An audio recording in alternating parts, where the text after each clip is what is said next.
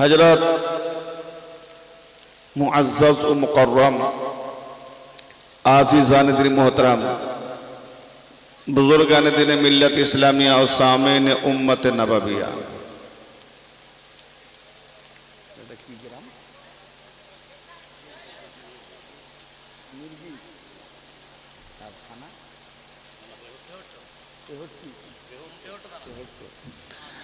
मिर्गी ग्राम थाना तेहट्टो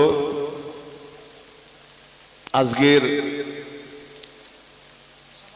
श्रोतामंडली भद्र महोदयगण যারা এসেছেন, যিনি আজকের উদ্যোক্তা, কি নাম যেন, সামাদুল সাহেব শেখ, সামাদুল শেখ, তার উদ্দীপনায় আপ্রাণ চেষ্টামূলে সে আল্লাহকে সাহায্য করতে চলেছে। প্রথমে যদি কেউ আমার কথা না বুঝতে পারেন, হঠাৎ করে মাথাটা খারাপ করবেন না, কারণ আমি যে কথাগুলো বলবো একটু ধৈর্য ধরলে পরবর্তীতে তার দলিল দিয়ে দেবো। কোরআন এমন একটি কিতাব, এমন কোনো প্রশ্ন নেই যে কোরআনে উত্তর নাই, তবে যদি পড়তে জানে। পড়ে সবাই, কিন্তু দর্শনমূলক পড়ে না। কারণ এক কোরআন ফিরকা হয়েছে 73টা, 73 ফিরকাই কোরআন পড়ে, তো 72 জাহান্নামী হবে কেন? অতএব কোরআন পড়ে সবাই। এই কোরআন যেমন জান্নাতে নিয়ে যেতে পারে, এই কোরআন জাহান্নামেও নিয়ে যেতে পারে। এই কোরআন কাউকে হেদায়েত করে, এই কোরআন কাউকে গুমরাহ করে। বিবেকবান যারা, তাদেরকে হেদায়েত করে, যারা বিবেকের দর্শনে কোরআনকে দেখে, এবং কোরআনের ওয়ারিসকে যারা পেয়ে গেছে। কোরআনের ওয়ারিস, কোরআন একটা সম্পদ আল্লাহ পাকের, সেই সম্পদের রক্ষণাবেক্ষণের জন্য একজন ওয়ারিস থাকবে। কোর্টে যেমন ক্রিমিনাল ক্রাইম বই থাকে, কিন্তু বই থাকলে, পুস্তক থাকলে কেস চলে না, তার জন্য জজ সাহেবকে থাকতে হয়, অ্যাডভোকেটকে থাকতে হয়। এই ভারতবর্ষের দেশের বর্ডার যেখানে, সেই বর্ডারের সাইনবোর্ডে সব লেখা আছে আইন কানুন, এবং ট্রাফিক পুলিশ তেমাথানি চৌমাথানি রাস্তার মধ্যে থাকে, ব্যারিকেডের জায়গায় পুলিশ থাকে, সবই আইন করা আছে, নো এন্ট্রি লেখা আছে। কিন্তু পুলিশ যদি না থাকে, ও নো এন্ট্রি কেউ মানবে না, ঠিক না? তাহলে নো এন্ট্রি যেমন একটা লিখিত আইন, তার সঙ্গে তার ওয়ারিস থাকতে হবে। কোরআন যেমন আছে, তার ওয়ারিস থাকতে হবে। তা আমরা কোরআন পেয়েছি, যারা কোরআনের সঙ্গে ওয়ারিস পেয়ে গেছে তারা হলো এক ফিরকা জান্নাতি। আর যারা কোরআন পেয়েছে ওয়ারিস পায় না, কোরআনের সে নিজে কিচ্ছু বুঝতে পারে না, নিজের মনগুলো ব্যাখ্যা করে জাহান্নামেও যাচ্ছে, তার পিছনে যারা অনুসরণকারী তাদেরকেও জাহান্নামায় নিয়ে যাচ্ছে। কোরআন যদি মৌলভী সাহেবরা বুঝে যাবে, তাহলে যুগে যুগে নবী আর আলে রাসূলদের এসে মার খেতে হতো না।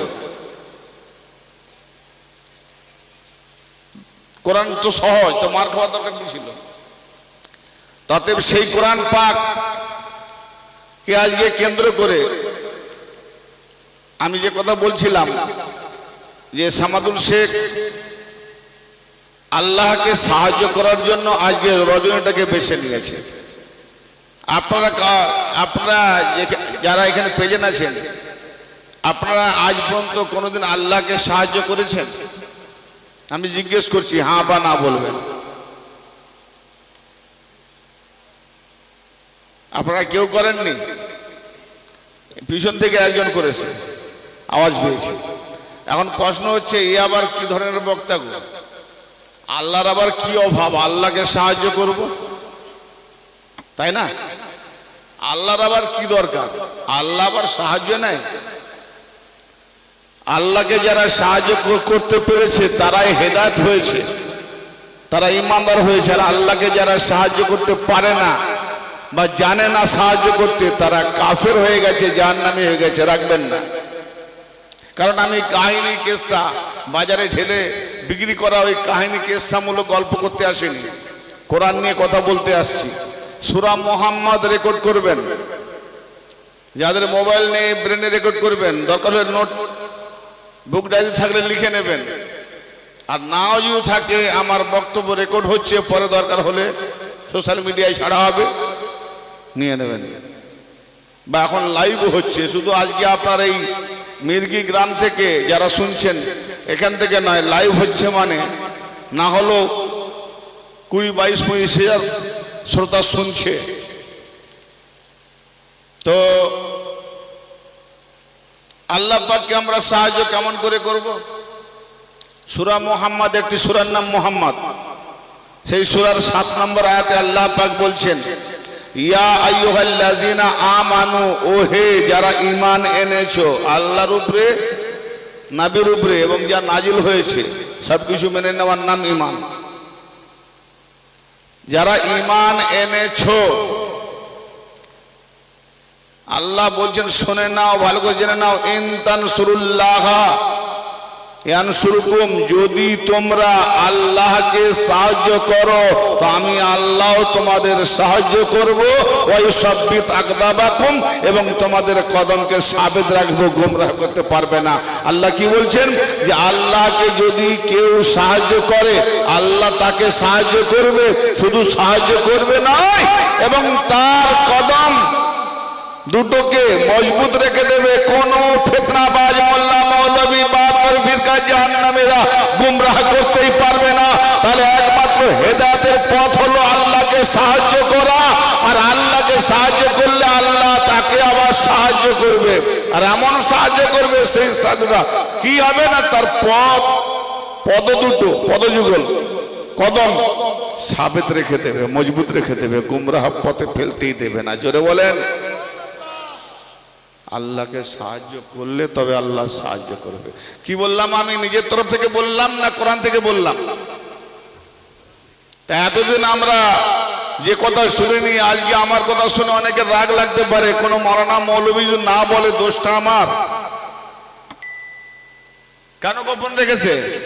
তার মানে সে নিজেও জানে না আল্লাহকে সাহায্য করতে হয় কেমন করে। জি, নিজেও জানে না যে আল্লাহকে সাহায্য করতে হয়। এবার উত্তর কি হবে? কোরআন প্রশ্ন ঠিকই দিয়েছে, আবার উত্তর দিচ্ছে কোরআন। সূরা সাফ 14 নম্বর আয়াত, একটা সূরার নাম সূরা সাফ, আখরি আয়াত 14 নম্বর আয়াত, ইয়া আইয়ুহাল্লাযিনা আমানু কুনু আনসারাল্লাহ, ও হে যারা ঈমান এনেছো, আল্লাহ পাক বলছেন, আবার ঈমানদারদেরকে সম্বোধন করে আল্লাহ বলছেন, ও হে যারা ঈমান এনেছো তোমরা আল্লাহ পাকের সাহায্যকারী হয়ে যাও। এখানেও সাহায্যকারী হতে বলছে। কামা ক্বালা ঈসা ইবনে মারইয়াম লিল হাওয়ারিয়িন মান আনসারি ইলাল্লাহ ক্বালা আল হাওয়ারিয়ুনা নাহনু আনসারুল্লাহ। আল্লাহ বলছেন কিভাবে আল্লাহকে সাহায্য করবে, সে পদ্ধতি আল্লাহ দেখিয়ে দিচ্ছেন। যেভাবে ঈসা রুহুল্লাহ তার হাওয়ারি উম্মতদিগকে বলেছিলেন যে হে আমার হাওয়ারিরা, হে আমার মদদগারেরা, হে আমার সাহায্যকারীরা, তোমাদের মধ্যে কেউ আছে, আমি ঈসা রুহুল্লাহ, আল্লাহর ওয়াস্তে আমাকে সাহায্য করবে, আল্লাহর ওয়াস্তে তোমরা তোমাদের নবীকে সাহায্য করবে। ক্বালাল হাওয়ারিউনা নাহনু আনসারুল্লাহ, তখন হাওয়ারিরা বলেছিলেন কি, ঈসা রুহুল্লাহর উম্মতেরা বলেছিলেন কি, যারা ঈমানদার তারা বলেছিলেন যে আমরা আল্লাহ পাকের সাহায্যকারী হয়ে গেলাম।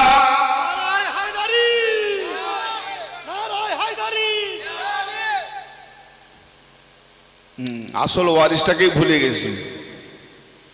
এই নারায় হায়দারি দেওয়ার ফলেই বুঝে গেছি কোরআনের ওয়ারিস তো মাওলা আলী, তো তাকে না ধরলে হায়দারির নারা বেরোবে কেন? কোরআনের ওয়ারিস হলেন মাওলা আলী। আলিউ মা আল কোরআন আল কোরআন মা আলী। নবী বলছেন আলী কোরআনের সাথী, কোরআন আলীর সাথী। কোরআন তো প্রত্যেক ঘরে আছে, আলী কি প্রত্যেক ঘরে আছে না আলী দিলে আছে? হাতে বা আল্লাহ রসুল দেখছেন যার দিলে আলী নাই সে গোমরাহ আছে, তার মানে তাকে কোরআন গোমরাহ করে দিয়েছে। এই আয়াত পাকে আমি যেটা বললাম আপনার নিশ্চয়ই কথাগুলো উপর দিয়ে চলে গেছে, মাথার উপর দিয়ে ঠিক বুঝে আসেনি। একটু খণ্ড খণ্ড করে দিচ্ছি, আমি। ঈসা রুহুল্লাহ, আল্লাহ বলছেন যেভাবে ঈসা নবী তার ইমানদার উম্মতদিগকে বললেন যে হে আমার আল্লাহর প্রিয় বান্দা ইমানদারেরা, তোমাদের মধ্যে কেউ আছো আল্লাহর ওয়াস্তে আমাকে সাহায্য করবে? তো উত্তরে সেই ঈসা নবীর উম্মতেরা, ফ্যান নেই, ওই যে ফ্যানটা চলছিল ওটা ওখানে দিয়ে দিলে। তো যে ইমানদার উম্মতেরা আল্লাহর বান্দা, তারা বলেছিল কি যে আমরা আল্লাহ পাকের সাহায্যকারী হয়ে গেলাম। আচ্ছা, আপনাদের বাড়িতে কোনো ভিখারি এসে যদি ভিক্ষা চায় যে আল্লাহর ওয়াস্তে ও মায়েরা ও বাবুরা ও ভাইরা আল্লাহর ওয়াস্তে আমাকে কিছু সাহায্য করো, আল্লাহর ওয়াস্তে আমাকে সাহায্য করো, আপনারা আল্লাহকে সাহায্য করবেন না ভিখারিকে করবেন? কথা বুঝতে পারেন না? ওই জবাব দেন না তো। হ্যাঁ, তো সেটা বলেন, সেটা বলেন, কথা বলেন। আমি নাহলে বলবো কি রে বাবা, সব গঙ্গা স্রোত নাকি ভেসে বেড়াচ্ছে। পরিষ্কার কথা বলছি, আপনাদের বাড়িতে ভিখারি এসে যদি বলে আল্লাহর ওয়াস্তে আমাকে সাহায্য করো, দান করো, তো দান বা সাহায্য ভিখারিকে করব না আল্লাহকে করব? ভিখারিকে করব না। সামনে ইয়াংম্যান আছে, কথা বলতে লজ্জা পাচ্ছেন না? কথা বলাইনি এখানে। যারা সামনে আছে তাদের বলে পেশা দেবো, হ্যাঁ না বলতে হবে। বলো, হাজার হাজার মৌলানা মৌলবী ভুল করছে, দেখুন না কত ভুল ধরাবো এখন, কত ভুল করে আমরা চলছি। জিন্দা ওসিলা ছেড়ে মুর্দা ওসিলা ধরেছি, সেখানে আর দিল মুর্দা হবে না, জিন্দা হবে। যারা জিন্দা ওসিলা বলে আল্লাহ ছাড়া ডাইরেক্ট, আল্লাহ ছাড়া আর কাকে ধরবো, আল্লাহ কি না পারে, আল্লাহই যখন সবকিছু, তা আবার ওসিলা ধরতে হবে কেন? আমি বলি কমবাকাতা মৌলবী ও জিন্দা ওসিলা ধরবে নি, ও মুর্দা ওসিলা ধরে বসে আছে, দিল মুর্দা হয়ে গেছে। এই প্রথম যে কথাটা এখন শুনলেন, এটা শেষ পর্যায়ে আমাকে মনে করে দেবেন, ভুলে গেলে যে মুর্দা ওসিলার ওয়াজ করুন। মনে থাকলে বলবো, না হলে ছেড়ে দেবো। মুর্দা ওসিলা, মুর্দা ওসিলাকে নিয়ে সারা কায়নাতের জন্য ক্ষমা চাইছে, আর জিন্দা ওসিলা ছেড়ে দিয়েছে। তো এদের দিল মুর্দা হবে নি, তো কার দিল মুর্দা হবে? তো এখন কথা বললেন আপনারা যে ভিখারিকে আল্লাহর ওয়াস্তে চাইলেও আমরা ভিখারিকে দান করব। এখানে ঈসা নবীর উম্মতেরা কি বোকা ছিলেন? ঈসা নবী বললেন আল্লাহর ওয়াস্তে কে আছো তোমাদের মধ্যে আমাকে সাহায্য করবে? ঈসা নবীর উম্মতেরা বলেছিল কি যে আমরা আল্লাহ পাককে সাহায্য করলাম, আল্লাহ পাকের সাহায্যকারী হয়ে গেলাম। তাহলে আমরা ভিখারি যদি এসে বলে বাড়িতে যে আল্লাহর ওয়াস্তে আমাকে সাহায্য করো, আল্লাহর ওয়াস্তে আমাকে দান করো, তা আমরা আল্লাহকে দান না করে, আল্লাহকে সাহায্য না করে ভিখারিকে সাহায্য করি। আর ওখানে ঈসা রুহুল্লাহ বললেন যে আল্লাহর ওয়াস্তে তোমাদের মধ্যে কে আছো আমাকে সাহায্য করবে। তো তার হাওয়ারি উম্মতরা বলেছিল যে আমরা আল্লাহ পাককে সাহায্য করলাম। তাহলে এখন বলেন ঈসা নবীর উম্মতরা ঠিক বলেছে না বেঠিক বলেছে? মাথা ঘুরে যাবে না? মাথা ঘুরে যাবে, বড় মারাত্মক ব্যাপার। ঈসা নবীর উম্মতরা বলেন আমরা আল্লাহ পাককে সাহায্য করলাম। তারা আল্লাহকে দেখেছিল? তবু বললো কেন? আজকে উম্মতে মুহাম্মাদি আমরা কতটা মুর্দা প্রমাণ করুন। একটু আগে বলে গেলাম না যে আমি সালাম দিই মুর্দার শুনতে পাই, মুর্দা যখন জবাব দেয় আমি শুনতে পাইনি। কে মৃত, কে মুর্দার? আমরা নিজেরাই মুর্দা হয়ে বসে আছি। এই মুর্দা দিলকে জিন্দা জিন্দা করতে গেলে কোনো না কোনো জিন্দা কামেল পীরের কদমে গিয়ে পড়তে হয়, তাহলে সারা জীবন ভটকাবে। আর সাজরাটা দেখে নেবে মওলা আলী পর্যন্ত গেছে কিনা, নাহলে পাটটা ধরিয়া মুরিদ করে দেবে। বাজারে ওড়না বিক্রি হয় না, মলি সাহেবরা পাগড়িও বাঁধতে জানেনি, মেয়েদের ওড়নাগুলোকে ওড়নার মতো যা গড়িয়ে বেঁধে দিল, আবার আমরা পাগড়ি। এই যেন কাঠ ঠোকরা পাখি গো, যখন কাঠ ঠোকরায় না মাথায় ফুলের পলক থাকে না, ফর এত বড় একটা পাগড়ির মতো, যখন বৃষ্টি ঝড় ঝাপটা হয় তখন ভিজে গিয়ে টাক বেরিয়ে যায়। তো এরকম কিছু পাট্টা ধারিয়ে আছে, হট করে খুলে ফেললো, ধরিয়ে দিল, পাট্টা ধরে মুরিদ। আসলে আল্লাহ বলছে যে আমার হয়ে যায় আমি তার হয়ে যাই, যে আল্লাহর ওলি হয়ে যায় আল্লাহর ওলির হাত, আল্লাহর হাত। হ্যালো, আল্লাহর ওলির হাত, কার হাত? আল্লাহর হাত। এ কমবাকত পীর দেখাতেই পারবে না যে নিজের হাত আল্লাহর হাত প্রমাণ না করতে পারার জন্য ধরিয়ে দেয়। হ্যালো, যারা আল্লাহর ওলি হবে হাত যে আল্লাহর হাত প্রমাণ করে দেবে কোরআন হাদিস দিয়ে। আর যারা পাটটা ধরায় তারা বলে, আমাকে যদি বলে তুমি যে হাত ধরে মুরিদ করলে তোমার হাতটা যে আল্লাহর হাত প্রমাণ করো, বলে আমি তো পারবো না, তো পাটটা ধরি দে। তারা মানে নকল চলছে, নকল চলছে। বাবু পাটটা ধরা থেকে একটু সাবধান থেকো। এই পাটটা কি আমাদের ছিঁড়ে পালিয়ে যাবে? হ্যাঁ, কিয়ামতে সর্বপ্রথম ইব্রাহিম আলাইহিস সালামকে কাপড় পরানো হবে। বলি পীর সাহেব, সেখানে যখন কাপড়ই থাকবে না, পোশাক থাকবে না, তোমার পাটটা থাকবে কোথায়? তোর পাটটা যাবে কোথায়? হ্যাঁ, সেখানে যখন প্রত্যেককে কাপড় পরানো হবে, উলঙ্গ অবস্থায় উঠবে। হ্যালো, আম্মা আয়েশা রাদিয়াল্লাহু তাআলা আনহা বলছেন, ইয়া রাসূলুল্লাহ, কি লজ্জার ব্যাপার, কিয়ামতের দিনে সবাই উলঙ্গ অবস্থা উঠবে, তো বড় লজ্জার ব্যাপার। তা আমার নবী বললেন, এমন একটা দৃশ্য, এমন একটা দিন, এমন একটা সময় কেউ কারোর দিকে দেখবে না, লজ্জার ব্যাপারই আসবে না। তার মানে উলঙ্গ উঠবে। তো যদি উলঙ্গ উঠে পোশাক না থাকে, পীর সাহেবের পাটটা থাকবে কোথায়? পীর সাহেবের পাটটা ধরা মুরিদ। একটু সাবধান থেকো ভাই। কোরআন কি বলছে? ইন্নাল্লাযীনা ইউবাইয়ুনাকা ইন্নামা ইউবাইয়ুনাল্লাহু ইয়াদুল্লাহি ফাওকা আইদিহিম।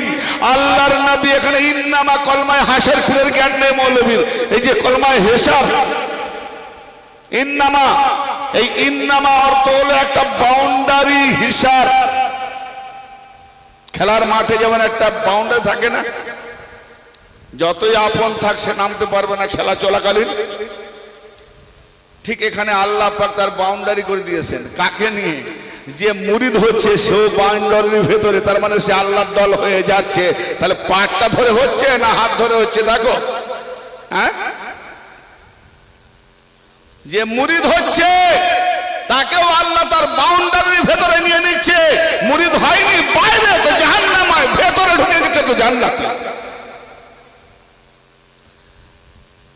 যখন বাউন্ডারির ভেতরে ঢুকে নিচ্ছে, ইন্নামা, বাস এই বাউন্ডারির ভেতরে হেসারের মধ্যে, ইন্নামা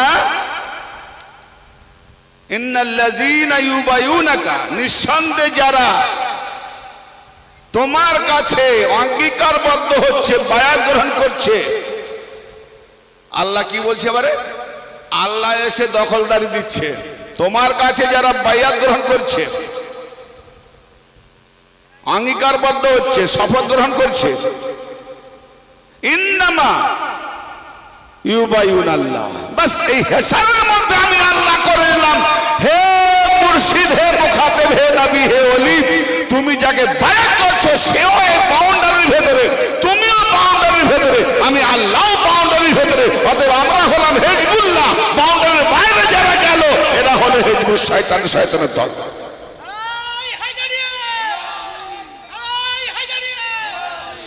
তো ব্রাদার মিল্লাত, ইন্নাল্লাযীনা ইউবাইয়ুনাকা ইন্নামা ইউবাইয়ুনাল্লাহ, নিঃসন্দেহে যারা আপনার কাছে বাইয়াত হচ্ছে তারা প্রকৃতপক্ষে আল্লাহর কাছে বাইয়াত হচ্ছে। সুবহানাল্লাহ। কার কাছে? আরে হচ্ছে তো নবীর কাছে, হচ্ছে তো মুর্শিদের কাছে, হচ্ছে তো ওলির কাছে। আল্লাহ বলছে ওর হাতে হাত দিয়ে বাইয়াত করলো, প্রকৃতপক্ষে আল্লাহর কাছে বাইয়াত হচ্ছে। তার মানে আদমকে সাজদা করার নামে, আদম সুরতে, ইয়ানে খোদার সুরতে, আদমকে খোদার সুরত দেখি আল্লাহ সাজদা গ্রহণ করলেন। জোরে বলেন সুবহানাল্লাহ। হ্যাঁ, না বুঝে এলো না?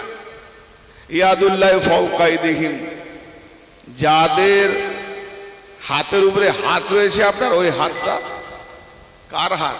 আল্লাহ বলছে পীরের হাত হলো ওটা আল্লাহর হাত। জোরে বলেন। তাহলে এখানে বোঝা গেল পাট্টা না হাত। কোরআন কি বলছে?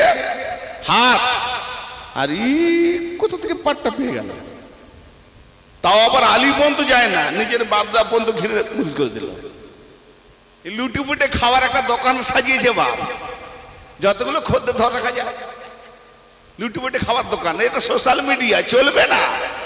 আজকের যুগে তালিম দিতে গেলে তোমার মারফতি তালিম কোরআন মোতাবেক যেন মিলে। কোরআনে কি এমন তালিম নাই? আচ্ছা, এ তো গেল কোরআন। হাদিস কি বলছে? রাওয়াহুল বুখারী, বাবে তাওয়াজ্জুহ। ফাইজা হাবাবতুহু ফাকুনতু সামাহুল্লাযী ইয়াসমাহু বিহি 6502 নম্বর হাদিস। কোরআনের পরে যার বাড়ি তার নাম বুখারী। আবার হাদিস শুনে পাট্টাওয়ালা পীরের বোখার না হয়ে যায়। বোখার বোঝেন? বোখার হয়ে গেলে সে আর কি বুখারী বুঝবে? জি, বোখার মানে জ্বর করছে থরথর। আপনাদের অসুবিধা হচ্ছে নাকি? বুঝতে পারছেন তো? না সবাই পারেন না? আমি আওয়াজ পাইনি। একবার আমাকে হাত উঠিয়ে সাড়া দেন, সবাই বুঝতে পারছেন কিনা আমি দেখব। কিছু কিছু বুঝতে পারেনি, না বুঝেও হয়তো বুঝিনি, এরকম থাকতে পারে। থাক, সব রকম থাকা ভালো, কেননা গোলাপ ফুল নিতে গেলে কাঁটা তো থাকবেই। হ্যাঁ, তো ব্রাদার মিল্লাত ভালো করে বলছেন। তাহলে কোরআন হাত দেখালো, যারা পাটটা ধরে বায়াত করছে কোরআনের খেলাফ, যারা কোরআনের খেলাফ আমল করে কোরআনের ভাষায় বলবো না, কোরআন ফতোয়া দেবে। কোরআনের খেলাফ, কোরআন আল্লাহ পাকের আইন, সেই আইনের বিরুদ্ধ কেউ পাটটা ধরে যদি মুরিদ করে তখন সে কোরআনের খেলাফ মুরিদ করছে, কোরআনের পরিপন্থী কাজ করছে। তো যারা কোরআনের পরিপন্থী কাজ করে সেটার দল তো আল্লাহ দল হবে না, হিজবুশ শয়তান। চ্যালেঞ্জ করছি সোশ্যাল মিডিয়াকে, যারা যারা শুনছে প্রমাণ দাও, পাটটা ধরে মুরিদ করার দলিল তোমরা পাইলে কোত্থেকে? হাদিস অনেক বড়, মুক্তাসার যেটাই বলছি, ফাইজা হাবাবতুহু ফাকুনতু সামাহুল্লাযী ইয়াসমাহু বিহি ওয়া বাসারুহুল্লাযী ইয়াবসুরু বিহি ওয়া ইয়াদাহুল্লাতী ইয়াবতিশু বিহা ওয়া রিজলুহুল্লাতী ইয়ামশি বিহা। এই হাদিস পাক সহিহ ইবনে হিব্বানেও আছে, আরো বহু হাদিস পাকের মধ্যে কোট করা হয়েছে। কোরআনের পরে যার বাড়ি সেই বুখারী থেকে হাওলা দিলাম। আল্লাহ পাক বলছেন, যখন আমার বান্দা আমার করিব হয়ে যায়, আমি যখন তাকে মাহবুব করে নিই, বন্ধু করে নিই, আমি যখন তাকে ওলি বানিয়ে নিই, প্রিয় করে নিই, পেয়ারা করে নিই, মাহবুব করে নিই, আমি তখন তার কান হয়ে যায় আল্লাহ, যার দ্বারা সে শ্রবণ করে। এতদিন সে শুনছিল, বান্দা শুনছিল, এখন সে শুনতেছে, আর আল্লাহর কান হয়ে শুনতেছে, বান্দার কান নাই। আমি তার হয়ে যাই চোখ, যার দ্বারা সে দর্শন করে। এতদিন সে দেখেছিল, বান্দার চোখ দেখছিল, এখন সে দেখছে, আল্লাহর চোখ দেখছে। তাহলে কোন মুরিদের দিকে আল্লাহওয়ালা দেখা মানে আল্লাহর দেখা, আর আল্লাহ যাকে নয়ন ভরে ভালোবেসে দেখবে তার জন্য জাহান্নাম হারাম হয়ে যায়। ভাই সুবহানাল্লাহ বলেন, আবারও খাবেন তো? সুবহানাল্লাহ বলে যদি বলাতে হয় তাবারও খাবার সময় আমি বললে খাবেন, নালে খাবেন না, ঠিক না? তখন সব শোনা যায় না। হ্যাঁ, সুবহানাল্লাহ বলাটা হবে এত ভালো কথা। সুবহানাল্লাহ বলো, তবে বলবো ছোট ছোট নাকি? বাবা আমার হৃদয়গুলোকে মুর্দা করে ফেলেছি, জাগবে কেন? জাগলেই তো জিন্দার মুর্দা, সেটাই তো বুঝি না। সাহাবী নামাজ পড়ছেন, তাকে ডাকছেন নবীজি, এই জন্য ডাকছেন যে তোমাকে জীবিত করার জন্য ডাকছি। তাহলে যে জীবিত হয়ে নামাজ পড়ছে তাকে জীবিত করার জন্য ডাকছে, তো কোন জীবিত আর কিরকম নবী জীবিত করবেন? এই জন্য নবীর সান্নিধ্য লাভে এমন জীবিত হবে যারা ওলি হয়ে যাবে। আর ওলি হওয়া মানে সে আর মরবে না। মরবে কে? তার নাস মরবে, কিন্তু রূহ তার ওলি হয়ে যায়, এবং সে এত বড় ক্ষমতাশীল হয়ে যায় যে পীর যদি নাও থাকে, মুরিদ যদি পীরকে ভালোবেসে থাকে, আর তাসাউফ তত্ত্ব দর্পণে যদি মুশাহাদা মুরাকাবা করে থাকে, তো 20 বছর, 25 বছর, 50 বছর, 500 বছর পরেও, পীর মরে যাওয়ার পরেও পীর তোমার কাছে এসে বসে রুবারু কথা বলবে। জোরে বলে হ্যাঁ, কিন্তু আমল না করলে পাবেন কি করে? আপনি যাকে দেখবেন সেই চোখটা খোলাতে হবে। তা আল্লাহ বলছেন কি, যে আমি আমার মাহবুব হয়ে গেলে আমি তার চোখ হয়ে যাই, যার দ্বারা সে দেখে। আমি তখন তার হাত হয়ে যায়, যার দ্বারাই সে ধরে। আমি তখন তার পা হয়ে যায়, যার দ্বারাই সে চলে। আচ্ছা, আল্লাহ উপরে? হ্যাঁ না, উপরে নয়? আরে বাবা, জ্যোতিবাবু একদিন উপরে ছিল, বুদ্ধবাবুকে দিয়ে নিচে নেমে গেল। কতটা নামলো? হ্যাঁ, জ্যোতিবাবু একদিন উপরে ছিল মুখ্যমন্ত্রী পোস্ট ছেড়ে দিয়ে বুদ্ধবাবুকে দিয়ে দিল। কতটা নামলো? বলে জ্যোতিবাবু আর উপরে নেই, নিচের লেভেলে নেমে গেছে। তো একই চেয়ারে বসেছিল। এই যে চেয়ারটা, এই চেয়ারটা মুখ্যমন্ত্রীর চেয়ার, কেউ আর বসতে পারবে না। অতএব এই চেয়ার ছেড়ে দেওয়া মানে নিচে নেমে যাওয়া, মানে নিচে নেওয়া মানে একদম নিচে নয়। তো আল্লাহ উপরে বলতে কি? আমি আসমানের উপরে দেখাচ্ছি নি, আল্লাহ সর্বদাই উপরে, আমার মধ্যে আছে কিন্তু সর্বদাই উপরে, তার স্থান উপরে। এই নয় যে আসমানে আছে। সব রাতের ওই 15 রাত্রিতে প্রথম তবকে নেমে আসে, 7 তবক আসমানকে ছেড়ে আসে, জানেনি সেখানে কাকে বসিয়ে দিয়ে আসে। হ্যাঁ, 7 তবক থেকে শুনতে পায়নি, প্রথম তবকে শুনতে পায়। কেন বাবা, তুমি আরেক তবকে নেমে গেলে মাটিতে ধরা পেয়ে যায়। বলে বাপরে, এরা ছাড়বে? কি গাওয়া, কি হাদিস গাওয়া। যেমন করে ঠুকাতে হবে না, খোদ্দা সাজাতে হবে। জান্নাতের লোভ, হুরের লোভ, এই অতিরিক্ত লোভের জন্য ফেসেছে। তাহলে আল্লাহ পাক উপরে, সে বলছে বান্দা যখন আমার মাহবুব হয়ে যায় আমি তার কদম হয়ে যায়। আচ্ছা, আল্লাহ কদম হওয়াতে স্তোত্রবোধ করলো নি, আর আল্লাহর ওলির কদমে কেউ যদি তাজিম করে মাথাটাকে সেরেক হয়ে যায়। কি জি? আল্লাহ বললেন আমি তার কদম হয়ে যাই, ওটা সেরেক নয়। আল্লাহ পীরের কদম হয়ে যায়। তোমার বখারি রাখবে না পুড়াবে না ডাস্টবিনে ফেলবে? হাদিসকে উঠাও, কোরআন থেকে হাত ওঠাও, আর নাহলে মানতে হবে। দর্শন তোমার না থাকলে দোষটা আমার। দর্শন কি বলছে, কালামের লজিক কি বলছে, ভাবার্থ কি বলছে, মাফহুম কি বলছে। আমি, সে আমার হয়ে যায়, আমি তখন তার হাত হয়ে যায়। অর্থাৎ আল্লাহর ওলির হাত কি হয়? আল্লাহ হয়ে যায়। অর্থাৎ যখন আল্লাহর ওলির হাত যখন আল্লাহ হয়ে যায়, আল্লাহর হাত হয়ে যায়, তো আবার হাত ছেড়ে পাটটা ধরবো কেন? তার মানে ও প্রমাণ করছে আমার হাত আল্লাহর হাত নয়। জি, আমি একটা ব্যবসা চালাবার জন্য পাটটা ধরি, খুব সাবধান।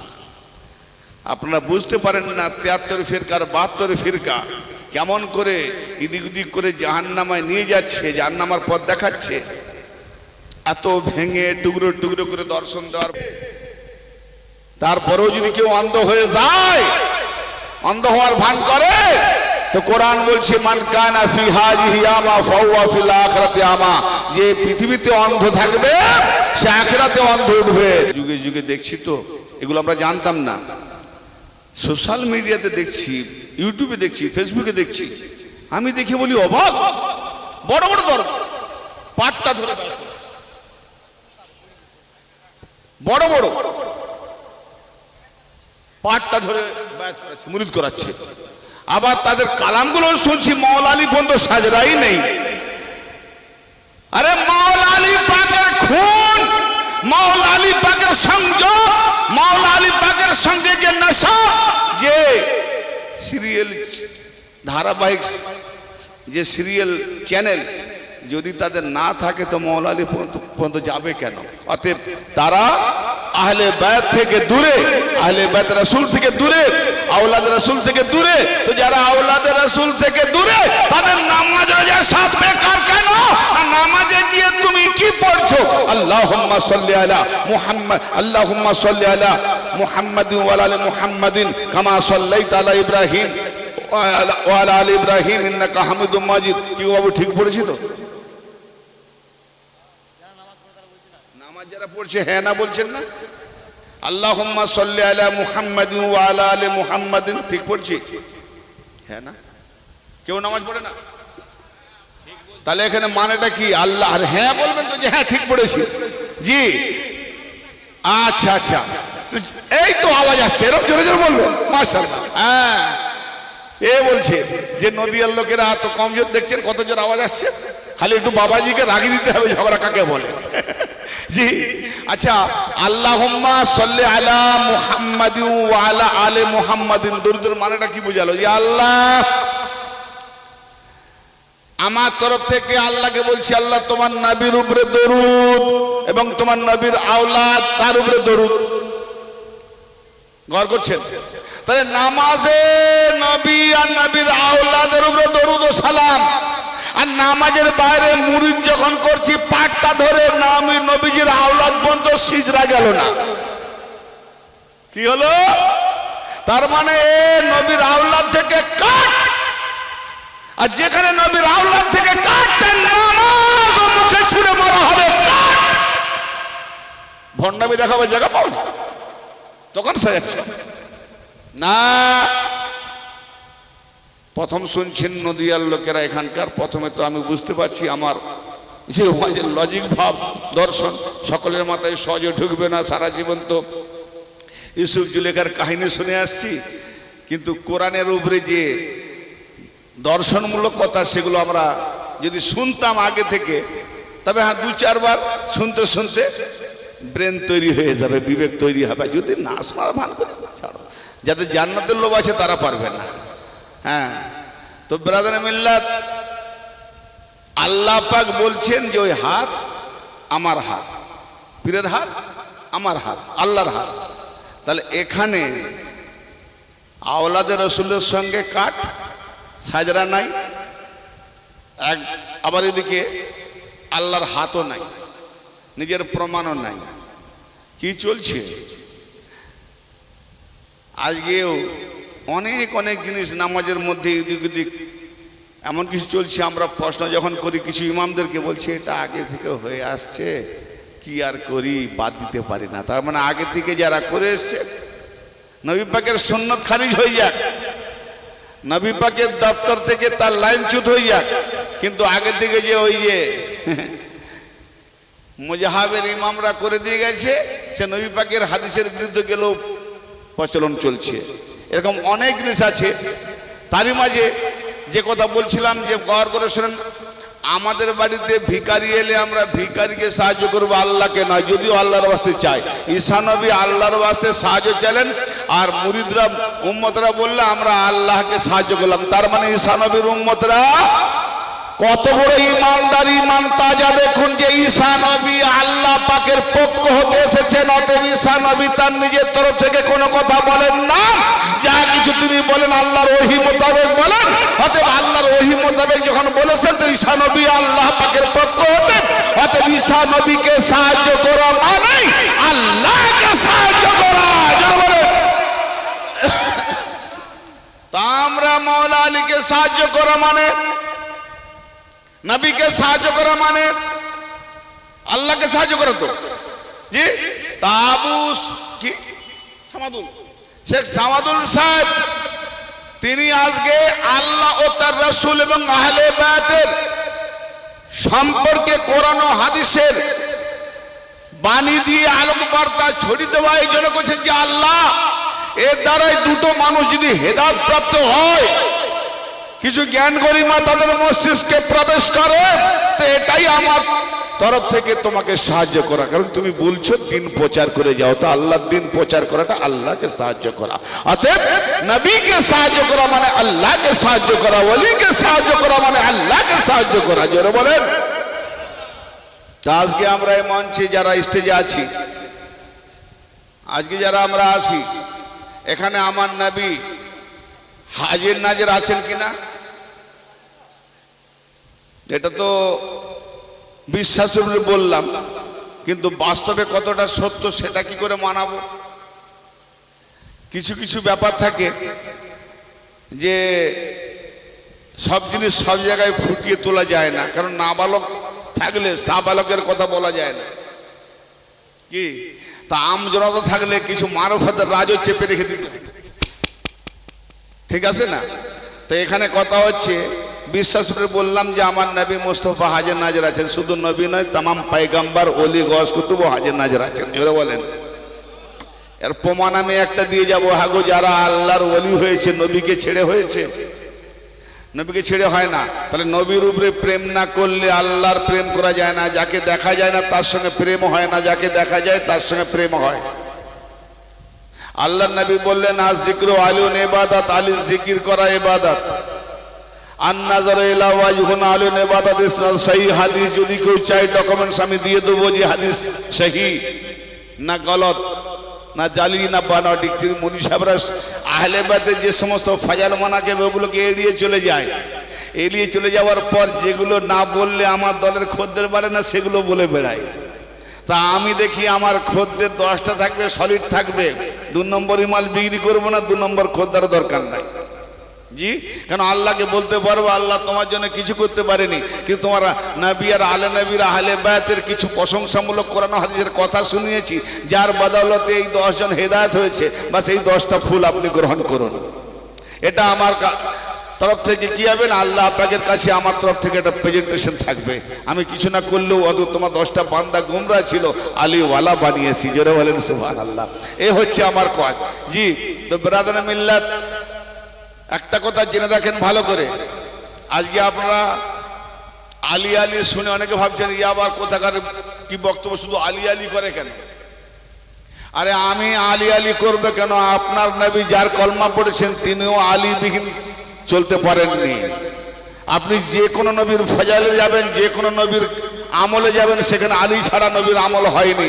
খুদ আমার নবী আলীর সাহায্য চেয়েছেন। জোরে বলেন সুবহানাল্লাহ।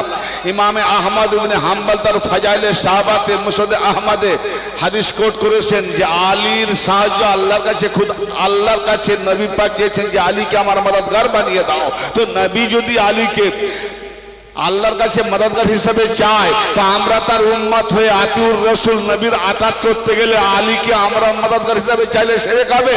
যদি আলীকে আমরা মদদগার হিসেবে চাইলে শিরক হয়, তাহলে নবী পাক আগেই চেয়েছেন, না চাইলে আমরা চাইতাম না। শিরকের ফতোয়া মৌলবী কোথায় পড়বে? নবীকে মুশরিক বানালে।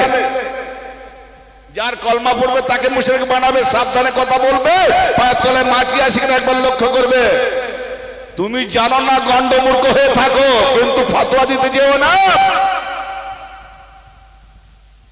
আমার নবী এখানে হাজির নাজির। নবীর প্রেমে যত অলি গস কুতুব সবাই হাজির নাজির। আমার নবী যখন মক্কা থেকে মদিনায় গেলেন, ওই মদিনার নামটা কি ছিল জানেন? ওই মদিনার আগে নাম কি ছিল জানা আছে? ইয়াসরিব। আমরা 3 ক্লাসে পড়েছিলাম, তারপরে ওটাকে 5 আনা হলো, 8 আনা হলো, মাধ্যমিকই ছিল তুলে দেওয়া। যারা পুরনো যুগের পড়াশোনার ব্যক্তি আছেন তেনারা যদি মনে থাকে বলবেন। একটা কবিতাও ছিল, কোথায় স্বর্গ কোথায় নরক, কে বলে তা বহুদূর, মানুষের মাঝেই স্বর্গ নরক, মানুষেতেই সুরাসুর। এটা কি মনে আছে? পড়েছেন অনেকে? এটা রিসেন্টলি তুলে দেওয়া হয়েছে। জি, তো ইতিহাস কেন ছাড়ো, ক্লাসের ইতিহাস সমস্ত ইসলামিক ঐতিহাসিক তারিখের কিতাবে খুঁজলেই পাবেন যে মক্কা থেকে মদিনায় যখন গেলেন ওই জায়গাটার নাম ছিল ইয়াসরিব। তা আল্লাহর নবী যখন মক্কা থেকে মদিনায় হিজরত করলেন, মদিনাবাসীরা স্বাগতম জানিয়ে, ওয়েলকাম জানিয়ে, তারা যখন তাদের কিশোরী মহিলারা দব বাজিয়ে, নাচতে নাচতে দব বাজিয়ে বাজিয়ে তাকে নবী পাককে ওয়েলকাম করে নিয়ে যাচ্ছেন, সংবোধনা করে নিয়ে যাচ্ছেন, স্বাগতম জানিয়ে নিয়ে যাচ্ছেন, তখন আমার নবী জিজ্ঞেস করছেন, ও আনসারীরা, ও আনসারীরা, ও মদদগারেরা, ও সাহায্যকারীরা। নবী পাক কাকে বলছেন সাহায্যকারী? মদিনাবাসীরা সাহায্য করছেন নবীকে। হ্যাঁ, আর তুমি আমি আল্লাহ ছাড়া কোন অলির গায়ে সাহায্য চাইলে বলে শিরক। সেটা শিরকের ফতোয়া। তো ও আনসারীরা, তোমরা কি বলতে পারো এই জায়গাটার নাম কি? অথচ নবী পাকের নানা বাড়ি। জি, তোমরা কি বলতে পারো জায়গাটার নাম কি? আনসারীরা বললেন, ইয়া রাসূলুল্লাহ, ইয়া হাবিবাল্লাহ, আমরা এই জায়গাটার নাম রেকর্ড দলিল মোতাবেক ইয়াসরিব জানতাম, কিন্তু এর বেশি আর জানেন না, তার থেকে বেশি আল্লাহ তার রাসূল জানেন। আমার নবী উত্তরে বললেন, আনসারীরা শোনো শোনো, এই জায়গাটা রেকর্ড দলিল মোতাবেক তোমাদের জানা মতে ইয়াসরিব নাম ছিল। আজ থেকে তোমাদের নবী, তোমাদের হাবিব এই আনা ইয়াসরিবে পদার্পণ করে নামটা পাল্টে দিয়ে সেই নামটা রাখতে চেয়েছে। আজ থেকে নাম হয়ে গেল মদিনা শরীফ। ইয়াসরিব নাম ছিল, কি নাম হলো? মদিনা শরীফ। আবাল হাকাম নাম ছিল, সেই নামটা মুসলমানরা অনেকে জানেই না। নবী এমন নাম রাখলেন কিয়ামত পর্যন্ত সে নাম থাকবে আবু জাহেল। নাম ছিল আবাল হাকাম। বিচারকদের বাপ, হাকিমদের বাপ। আল্লাহ নবী বললেন তুমি আবাল হাকাম নয়, আবু জাহেল। আবু জাহেলটাই তো এরকম মদিনা মদিনা, কিন্তু ইয়াসরিব ছিল জানতাম না। তো আল্লাহ নবী যেখানে পদার্পণ করেন কি বলছেন, যে আমি যেখানে পদার্পণ করি, যেখানে থাকি, সেই জায়গাটা মদিনা হয়ে যায়। জোরে বলেন।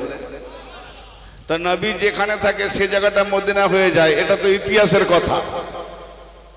এটাকে যদি কোরআনের দিকে নিয়ে যাই, দেখি পাওয়া যায় কিনা, কোরআনে আছে কিনা। সূরা আল আহজাব আয়াত নম্বর 6, আয়াত নম্বর 6, আন-নাবিয়্যু আওলা বিল মুমিনিনা মিন আনফুসিহিম। আল্লাহ পাক বলেন আমার নবী মুমিনদের উপরে তাদের জানের থেকে অধিক নিকটে। জোরে বলেন সুবহানাল্লাহ। আন-নাবিয়্যু আওলা বিল মুমিনিনা মিন আনফুসিহিম। আল্লাহ পাক বলেন আমার নবী মুমিনদের প্রতি যারা ঈমানদার তাদের প্রতি তাদের জান যতটা নিকটে তার থেকে বেশি নবী এখতিয়ার রাখে। আমার জান বাঁচাবার জন্য আমি যতটা অধিকার রাখি, যতটা চেষ্টা চালাই, যতটা আমার অধিকার আমার জানের উপরে, আল্লাহ পাক বলছেন আমার নবী আমার ঈমানদার বান্দাদের জানের অধিকারটা তার থেকেও বেশি রাখে। কি জি? তাহলে এখানে একজনও যদি ঈমানদার থাকে তাহলে তার জানের থেকেও আমার নবী প্রেজেন্ট আছে, তার জানের থেকেও নিকটে আমার নবী প্রেজেন্ট আছে। এই জন্য আল্লাহর ওলিরা ইন্তেকাল করা মানে তাদের মাজার করে দেওয়া হয়। কেন না, দেহটার মধ্যে রূহ থাকে, দেহ অঙ্গ প্রত্যঙ্গ রূহ নফসকে নিয়ে মোমেন আল্লাহর ওলি, আর ওখানে নবী পাক এখতিয়ার রেখেছেন। অতএব যে দেহটা মরে গেলে কবরে যাবে, সেই নবী তার জানের নিকটে অধিক এখতিয়ার রাখে। তাই আল্লাহর ওলিগণ ইন্তেকাল করলে তাদের মাজার এই জন্য করা হয় যে তার জানের থেকেও বেশি অধিকার রাখতেন আমার নবী মুস্তাফা। মাজার এমনি করা হয়, সাধারণ লোকদের করা হয় না। কেন ওলিদের করা হয়? তারা মোমেন, তারা আল্লাহর ওলি। অতএব নবী পাক এখতিয়ার রেখেছেন, তো এই জন্য তাদের মাজার করা হয়। তো এখানে যদি একজন ব্যক্তি থাকে, সে যদি ঈমানদার হয়, মোমেন হয়, তাহলে তার জানের থেকেও, তার জান যতটা নিকটে তার দেহের মধ্যে, তার থেকেও নবীর নিকটে আছেন। জোরে বলেন, নিকটে আছেন। তাহলে নিকটে আছেন মানে এখানে যে ব্যক্তি ওলি আছে, যে ব্যক্তি মোমেন আছে, সেখানেই তার সঙ্গে নবী মওজুদ আছে। জোরে বলেন। আদম শুরুতে আল্লাহ মওজুদ ছিল। যদি আল্লাহ আদমকে যখন সেজদা করতে আল্লাহ বলল, আল্লাহ কোথায় দাঁড়িয়েছিল? সবাই তো জানেন না যে আল্লাহ হুকুম করেছে ফেরেশতাদেরকে আদমকে সেজদা করো, কিন্তু আদমকে যে সেজদা করলো ফেরেশতারা, আল্লাহ কোন দিকে দাঁড়িয়েছিল? চুপ হয়ে গেছে। আল্লাহ পেছনে ছিল না আগে ছিল না ডাইনে ছিল না বাঁয়ে ছিল? আচ্ছা, আমার নবী যাহা বলেন জিবরাইল মাধ্যমে আসে, তাহলে জিবরাইল কার ওসিলা? আল্লাহ। জিবরাইল নবীর কাছে আসার আগে আল্লাহর কাছ থেকে আগে নিয়ে আসে, ঠিক না বেটি? গৌর করেন। তাহলে আল্লাহ তো ডাইরেক্ট দেবে, নবী আর আল্লাহ ডাইরেক্ট দেবে। আল্লাহ বলবে, নবী শুনবে, বলে দেবে। তো মাঝখানে জিবরাইল কেন? তার মানে কাঠমোল্লাদের বলতে যাচ্ছে তোমরা ওসিলা ছাড়া আল্লাহ আল্লাহ করছো। দেখো আমিও নবীর কাছে আমি যে কোরআন পাঠাচ্ছি, যে কোরআনকে নিয়ে তোমরা ফতোয়া দিচ্ছ, ওই কোরআনটা পাঠাবার জন্য আমার ওসিলা জিবরাইল। আল্লাহ খুদ তার ওসিলা জিবরাইলকে বানিয়েছে। জি, আর আমরা সেই ওসিলা ছেড়ে মুর্দা ওসিলা করেছি। তো আমার নবী পেজেন আছেন, বাস নবী পাক কেমন পেজেন আছেন, এটা আজকের জন্য যতক্ষণ পর্যন্ত মজলিস চলবে আমরা অন্য কোথাও বসে নেই, মদিনা শরীফে বসে আছি, ঠিক না বেঠিক? কারণ নবী যেখানে থাকেন সেটা হয় মদিনা। তো কোন মোমেন যদি এখানে থাকে, তো মোমেনের মধ্যে নবী মওজুদ আছে, তো মোমেন যতক্ষণ থাকবে এটা মদিনা হয়ে আসে। যারা বলেন সুবহানাল্লাহ। আমার নবী মুস্তাফা যার হয় না তুলনা, আমার নবী মুস্তাফা যার হয় না তুলনা, আর নবী থাকেন যেখানে সে সোনার মদিনা,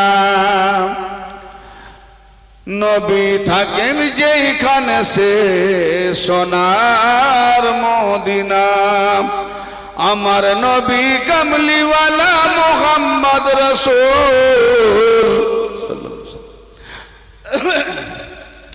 আমার নবী কামলিওয়ালা মুহাম্মদ রাসূল আর সে মওলার প্রেম নগরের ফুল বাগানের ফুল আর সে মওলার প্রেম নগরের ফুল বাগানের ফুল নিজের নূরে করছে নাজিল ও নিজের নূরে করছে নাজিল নিজের নূরে করছে নাজিল মালিকের আপনা আর নবী থাকেন যেখানে সে সোনার মদিনা নবী থাকেন যেখানে সে নূরের মদিনা পারে ও কান্ডারি খোদা করলো নবীকে পারে ও কান্ডারি খোদা করলো নবীকে পৃথিবীতে দেখালো তার নূরের ছবিকে পৃথিবীতে দেখালো তার নূরের ছবিকে তিনি যখন পারের মাঝি ইয়া রাসূলুল্লাহ আরে তুমি যখন পারের মাঝি আমার আর কি ভাবনা নবী থাকেন যেখানে সে সোনার মদিনা নবী থাকেন যেখানে সে নূরের মদিনা খোদার প্যারা হইবে যারা নবী পেয়েছে আহলে বাইতকে ছেড়ে নবী পাবে না আমার নবী বলছেন আমাকে খুঁজে পেতে হলে আমার আহলে বাইতের মধ্যে খোঁজো আর আহলে বাইতকে খুঁজে পেতে হলে আলিওয়াল্লাহ কোন ওলির দ্বারে গিয়ে পৌঁছাও তা নাহলে কিচ্ছু হবে না খোদার প্যারা হইবে যারা নবী পেয়েছে নবীর প্রেমে মগ্ন যারা খোদা চিনেছে আরে নবীর প্রেমে মগ্ন যারা খোদা চিনেছে তাই কামলিওয়ালা এত দয়াল আরে কামলিওয়ালা এত দয়াল নায়ের সীমানা নবী থাকেন যেখানে সে নূরি মদিনা নবী থাকেন যেখানে সে সোনার মদিনা